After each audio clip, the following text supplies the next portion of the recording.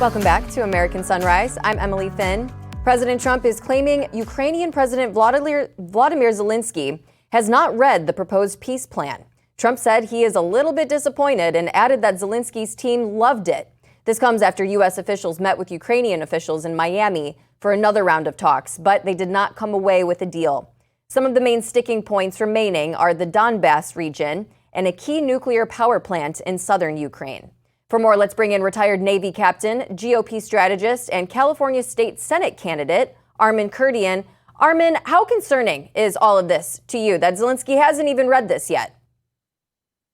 Good morning, everybody. Well, I know what Trump has said that a lot of Zelensky's folks tend to like it. I don't know if that's actually the case.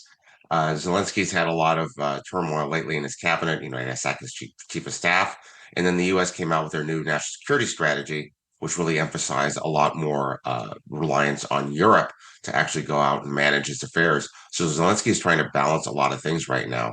Uh, I think a lot of folks in the U.S., including he's even had some questions from Republicans in the House on the new national security strategy, concerned that Putin will just use this time to wait for somebody else to come into office before he starts it as war again.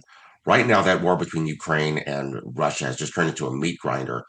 Ukraine has really fortified their positions, made it impossible for Russia to advance. Russia's losing a lot more soldiers. Zelensky's best hope, their only hope, is that Russia will simply exhaust itself before coming forward. There's a lot of dynamics that are in play right here.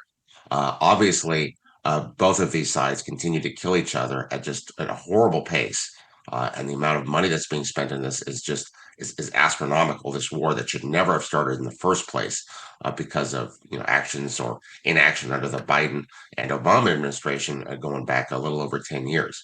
So this is going to continue. It's going to be a very, very slow process. But I think if Trump isn't going to supply the level of weapons that Ukraine needs, perhaps if Europe does, and now they're nearing the production of Russia in terms of drones and artillery, and providing that to Zelensky, perhaps that might be the impetus that Putin needs to say, look, I'm not going to be able to get any more, and Europe is serious. I'm not going to be able to take any more territory. This might be the best deal that I can get. Armed border clashes have again erupted between Thailand and Cambodia. Thailand has launched airstrikes along that disputed border of concern. This comes just weeks after a peace deal that was orchestrated by President Trump had promised to end that war between the two nations. One Thai soldier, of course, dead, and multiple civilians in Cambodia killed or wounded.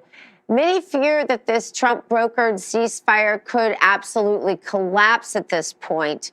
What do you make of this situation?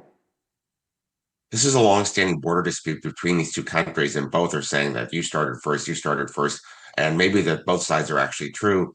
Mines have been laid in that area that are very old, that have been around.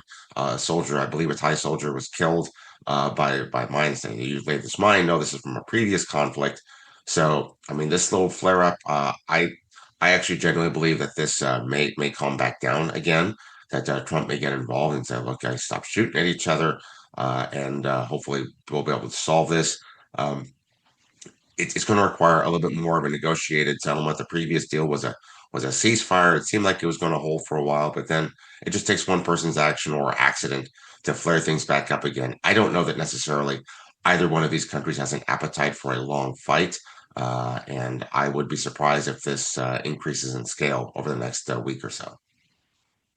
What you're describing as a flare-up really puts into perspective anything that happens between Israel and Hamas. Later on this month, we're expecting that Bibi Netanyahu is going to visit President Trump at the White House. In the meantime, the BBC is out with this headline, which reads, Israel's PM says second phase of Gaza peace plan is close. Benjamin Netanyahu saying that key issues still need to be resolved. Israel, by the way, would have to withdraw troops further from Gaza, and Hamas obviously would have to continue disarming, or at least even start the process. There are people who question whether they've even started the process. How do you see all of this playing out? Is this a positive sign in your mind? A little bit more positive than negative. In the areas that the Israeli military has withdrawn from Gaza, Hamas has kind of reestablished itself as the controlling authority, and nobody wants Hamas in charge of the Gaza Strip. That is simply a non-starter for peace. And if that, Hamas doesn't lay down its weapons or give up control, Israel is not going to leave, and I wouldn't expect them to either. Israel is bringing in a lot more aid into the area, and the last remaining dead hostage, the remains are being searched for, located to be returned back to the Israeli government and the Israeli people. This is going to be a very long process, but Hamas cannot be in charge of the Gaza Strip anymore. It's simply that's simply the case, and the international community recognizes that. And it's going to require a lot more pressure from the Middle Eastern countries, the Arab League, in order to make sure that actually happens. I do believe Israel wants this conflict to end. I don't think they necessarily want to keep fighting in that sense, but they also understand that if these basic conditions are not met, that this is simply going to reignite in the future. That somebody's going to cause something, or there'll be more attacks against Israel. Hamas needs to lay down, freeze, store its weapons. They need to be put aside, and there needs to be at least some sort of international force to at least monitor the situation. Are you going to forcibly disarm Hamas? I don't know if that's going to happen either. So there's still a lot to be done right here, but at least the killing is stopped.